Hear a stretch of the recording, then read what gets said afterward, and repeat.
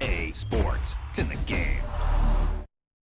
Hey golf fans, this is early 1981 and welcome back to my EA Sports PGA Tour career.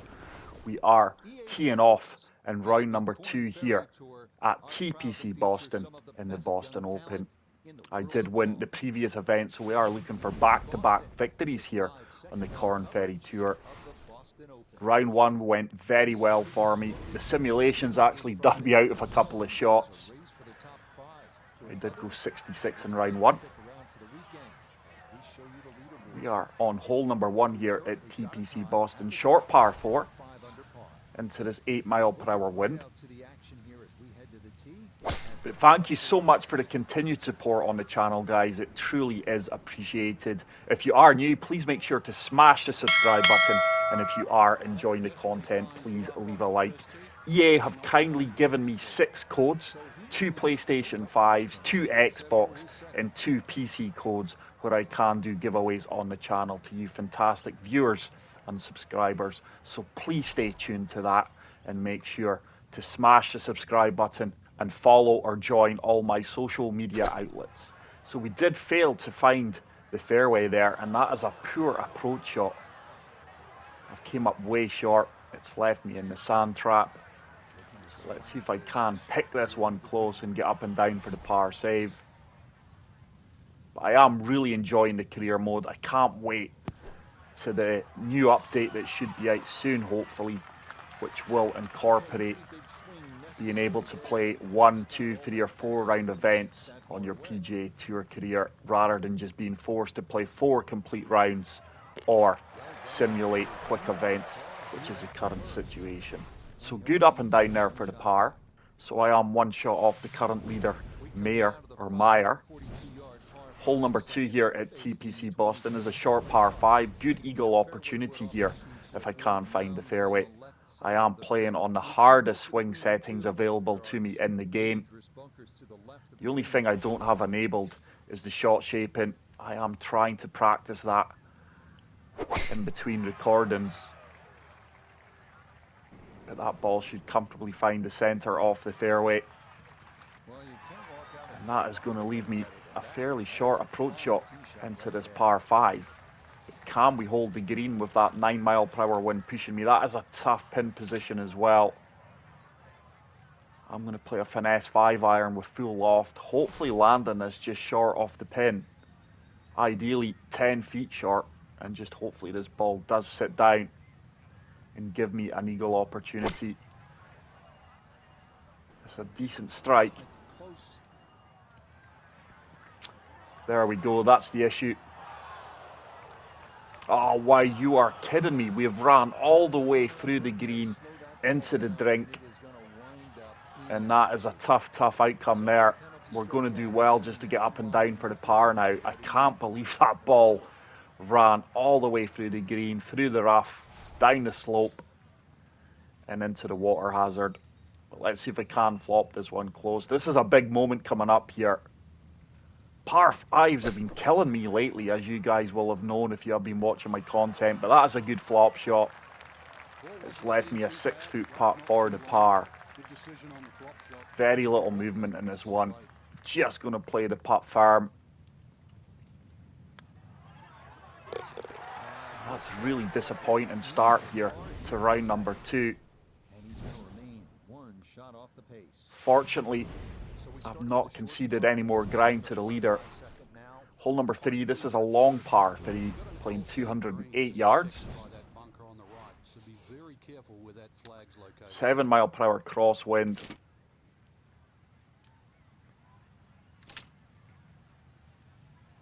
Let's go finesse 5-iron, touch of high loft here. Try to land this right at the front of the green, preferably on that upslope. Oh, it's a fast. That ball is leaking left with that fast, and that is going to be another green and regulation missed. The greens round here are like absolute concrete. So I am going to be relying on my short game once again just to walk away with the par. Let's see if we can flop this one close. Get in. Oh, it didn't bounce forward, just hopped straight up in the air and sat down. But so far, my short game has been keeping me in this event after such a good round one. So it's par golf at the moment, and round two here at the Boston Open on the Korn Ferry Tour. Looking for my second win. I'm really going to have to up my game here if we are going to achieve that. This is a drivable par 4. Let's apply high loft, and I'm just going to play the partial here into that 7 mile per hour wind. We've seen how firm and fast the conditions are. I got the underswing. Oh, early, what is going on here, guys? I really didn't think I would have came up that short. I didn't even take the bunker into the equation there.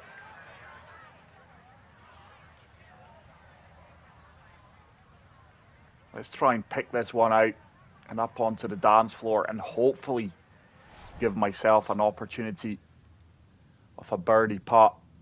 This ball is going to shoot right at my feet coming off the slope. That really shot hard right. I am really hacking my way around here in round number 2. But this is a makeable chip-in opportunity. I'm going to be fairly aggressive here. Don't want to leave this one short. Get in, get in. Oh, it just burns by the right-hand side edge of the cup. And this is just pure mediocre golf here. But I tell you what, the simulation has been very kind to me. -8 we are sitting after round number 2. Very, very kind simulation. And we do start round number 3, known as moving day. Let's see how far we can move up this leaderboard. I will certainly have to play better than round number 2, that's for sure. Yet again, the simulation, which is bizarrely being very favourable, has moved me to -12. Let's see if I can add a few birdies to it. Hole number 11, long par 3 into a 7 mile per hour wind. The green is elevated 11 feet. Let's go high loft, finesse, 3 iron. There is a backstop if we are long past the pin, which I will probably rely on here. That's another fast, and that ball's going to kick right. We've just found the fringe there. My swing timing today so far has not been great. Let's see if I can putt this one down the slope, which is turning from right to left. This is a tough putt. Want to get this one close. That's got a chance, you know. That's right into the jaws off the cup with pace. And I do pick up my first official birdie. And that has moved me to 13 under par, 3 shots ahead of the chasing pack. But hole number 12, long par 4, dog leg left. Gradually gaining an incline here. Let's try and find the left centre off the fairway. There's a far better swing timing. With the firm conditions, this ball should comfortably run out past 300 yards. 300 yards bang on, but it's still a long second shot into this downhill green. 231 yards, 7 mile per hour wind, which should hold me up 12 feet down.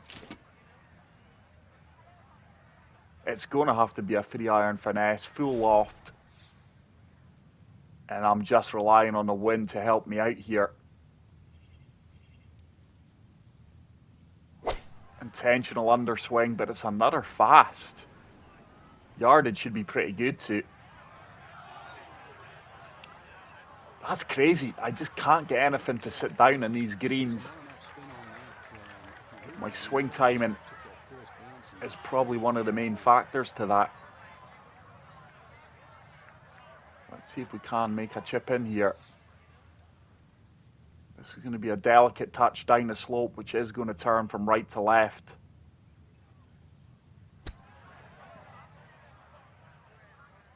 It was a good effort. It just goes by the left-hand side of the cup. And that is going to be a simple tap-in par. Par's not a bad outcome on that long par 4. Let's see how we are looking now on the leaderboard. My lead has been narrowed down to 2. This is a shorter par 4. Hole number 13. Hopefully it's not unlucky for me today. The wind is behind me here. So with a good powerful tee shot, I'm going to try and intentionally overpower this one. There we go. An overpower perfect. Swing timing is improving. And that will be nothing more than a wedge into this green. So 120 yards to the pin. We do have a helping wind. Don't want to be too short. This ball should spin a little bit. A little bit of loft applied to this 54-degree approach shot.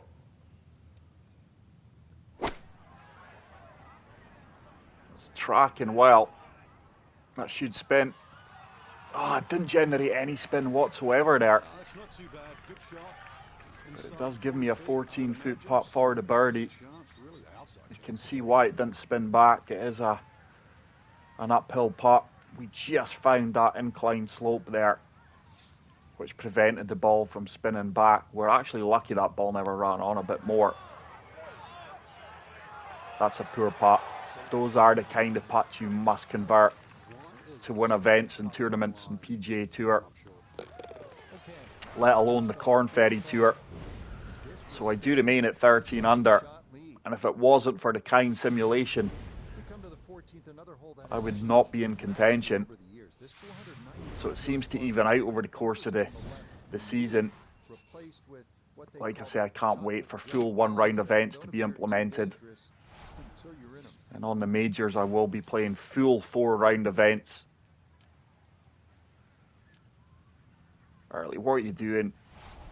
Let's hit a knockdown 2-wood. This is what I'm saying. I'm trying to avoid the shot shaping at the moment. Working hard on it behind the scenes, but still struggling with it. Very inconsistent with the shot shaping and making the required angle on the swing line to execute the shot. So it's another long par 4 for me, after being forced into a layup with a 2-wood. Let's go 3-iron here. High loft. Surely this lands at the front of the green and will have a chance of holding. That is a lovely strike. We do get the perfect. I can't see this ball running off the green. Oh, no way. I've landed short of the green.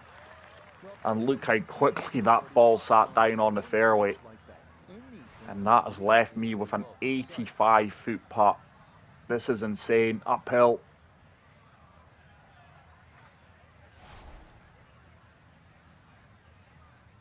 Anything within 5-6 feet here is a bonus. Certainly got the weight. It's all on the read now. Love that broadcast angle. Go on, get in. Get in. Oh my goodness, I felt for 1 second that was going to drop. Really good effort there. It's going to be another boring par. We remain at 13 under. We are actually going to finish the round at 13 under there with a simulation. And it will be all about what we do in the final round. Christian Caldwell has caught up. So we go into the final round at 13 under par. Let's see what the simulation has actually done here. This is going to be a nail-biting finish. I do have a 1-shot lead over Christian Caldwell. And I must play far better than what I have done in rounds number 2 and 3. My only good round so far was round number 1.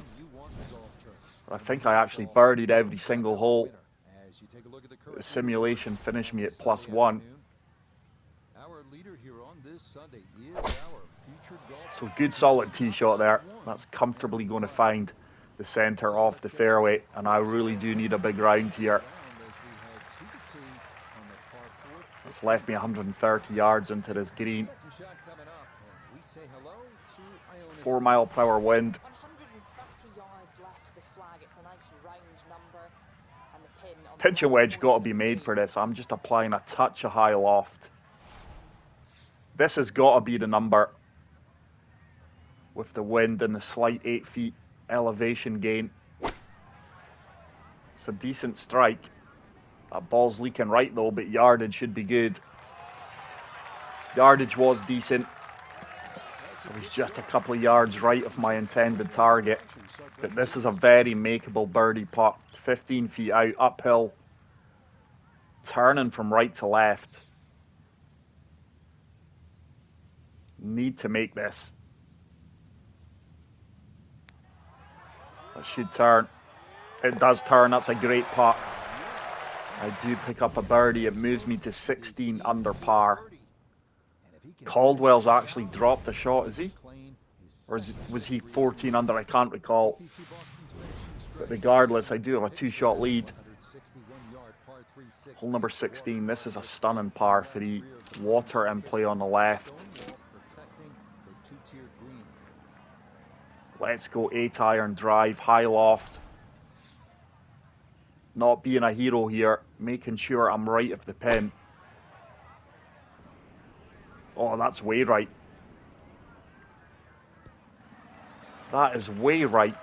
It just shows you when you're not hitting perfects on the hardest swing difficulty, you are going to be really, really punished, which I do love. So it's another long putt, 45 feet out, downhill. A lot of movement from right to left here. I have left myself far too many difficult putts and not getting close enough to the pins for birdie opportunities, or for realistic birdie opportunities. I should continue to swing round. Decent lag putt. Slightly overhit it. It's a pretty straightforward putt from 3 feet out. This will keep me at 16 under par. Let's see if there is any change on the leaderboard with 2 holes remaining. Caldwell's actually dropped. Things have really went my way this round, especially the simulation. And hole number 17, short par 4. Let's play the wind here. This should be good. The wind really helping out my line of attack here. Comfortably carry the tree, and that is going to be nothing more than about 70, 80 yards into the pin, I do believe. 84 yards, so we weren't far off. We've got a 4 mile per hour wind pushing us.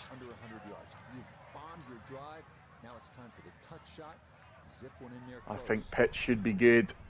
Let's go high loft in this one. This should comfortably run out towards the flag stick. We get the perfect. Oh wow, that ball's really running on. TPC Boston with these tournament firm conditions is no joke.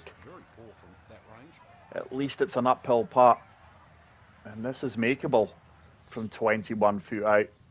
Breaking both ways, but certainly breaking more from left to right.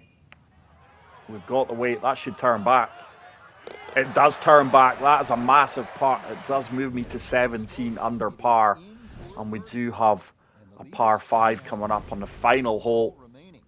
Bearing a disaster here, we are looking good to walk away with back-to-back tour wins on the Korn Ferry.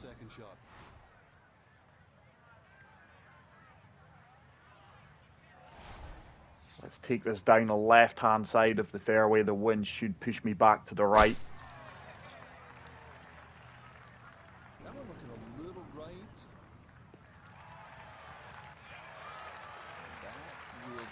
Not my intended landing zone, but it's worked out. We can comfortably reach this green in 2.